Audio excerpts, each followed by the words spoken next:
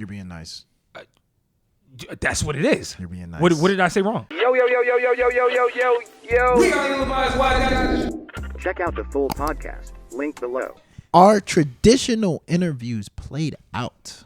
This is actually a topic that you presented. ESTG recently walked out of an interview after being asked, "Are you a football player?" You played linebacker, right? What do I got to do with music and shit right now? No, I'm just curious because I'm a big football fan. What is something over the last 2 or 3 years that you have learned? Along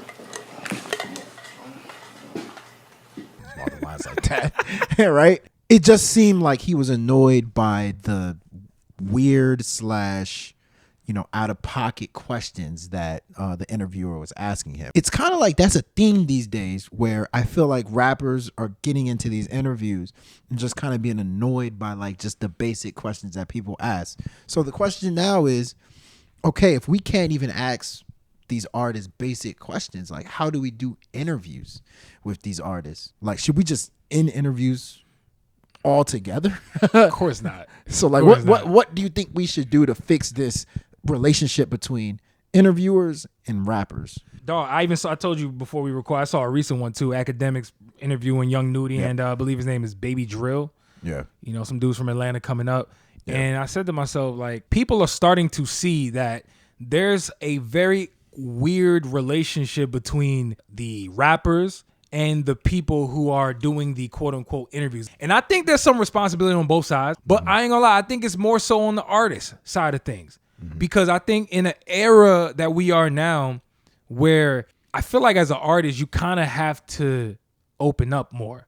Like, I think we all know that music isn't just about music these days. You gotta be a little bit more than just your music. Unless your music completely speaks for itself, like if you're Frank Ocean, we know what time it is. Yeah. Frank Ocean don't need to talk to nobody ever. The mysteriousness of Frank Ocean is kind of a part of his brand. Not only it's kinda that, why you like his music. Exactly, but not only that, like the music is just so phenomenal. We feel like we kind of understand the duality of who he is through his music. Yep. But I feel like the majority of artists are nowhere near Frank Ocean level of talent. You're being nice.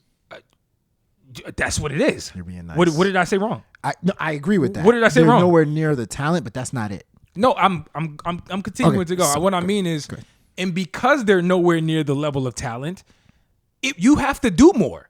We have to know who you are.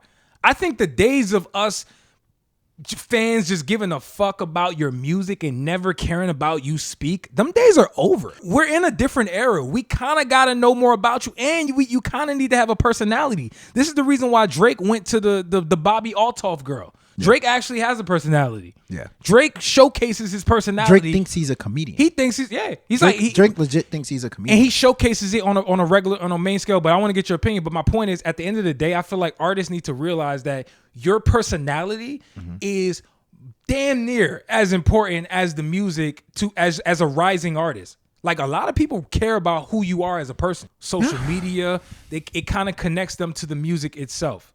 Yeah. What do you think? You disagree? Well, there's two words I'm going to use here. The whole process of interviews is archaic to me. Like, back in the day, the whole idea of I went, Googled your name, checked your bio, where are you from? Like, in this day and age, there's people with time on their hand that are already doing that research. Yep. We already know everything about the rapper already because we've already done several people have done the research. They put it out there, so it's stop asking those generic questions like, what country of origin are you from? How was your upbringing? Like, we've heard that answer 100 times. Archaic is the first word I use. Okay. The second word that sounds similar to it is articulate.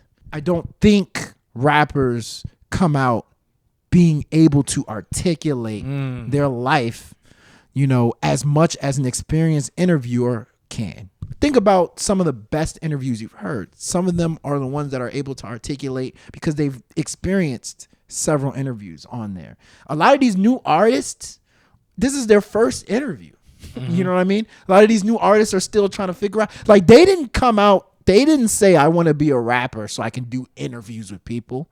True. Like, this is something you learn. This is something that you get better at.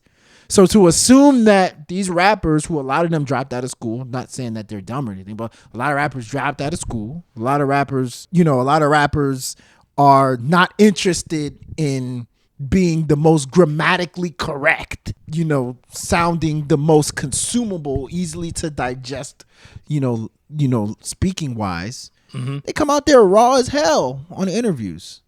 So it's like, at the end of the day, we can't expect much. Interviewing is not one of the first things they want to do as a rapper. But my thing is this though, bro. You might get to the point where you can actually say, I don't want to interview with nobody. And that's what a lot of these artists do. Does. The Weekends, the Lil Uzi Verts, they Drake. literally do not interview with people on purpose. Whereas other people like the ESTGs, can they afford to not talk to people? I'm just asking, this is a question. They can't, but like the young nudies, the baby drills. But that's where I'm like, can they afford to not go to platforms? That's where I agree. Does with their music speak enough? That's where I agree for with itself? you. Is their Probably not. It's both of their responsibility. It's their management's responsibility to get them prepared for these interviews.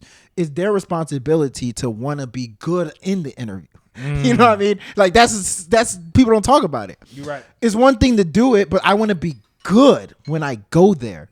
But I do think that's why people like the Breakfast Club is so great, because like they understand how to get the best out of people when they go there. It's a laid back just environment there. So like if more people can do like sort of like breakfast, like for instance, we talked about this in the past. We talked about it. Cool dude. Speedy Mormon. Yeah. It's cool dude. Like, I can tell he's on his grind, but like his interview style to me, I'm like, it's not my favorite. You know what I mean? Use a good word. I like the archaic word. Like it's almost archaic. I wouldn't say, but real quick, I wouldn't say that style of interview is outdated. What I will say though is that, to your point, you need to pick the artists who can articulate themselves to meet the level of expectation in that type of interview. Archaic. And that's why the Vince Staples, when you talk about articulation, he's probably number one in rap. But also, I want to say this. I don't know how much respect rappers and artists have for the person doing the interview. There's a respect level that's not there. It's a whole nother like, debate. Like for instance, the Vince Staples and the Speedy guy, right?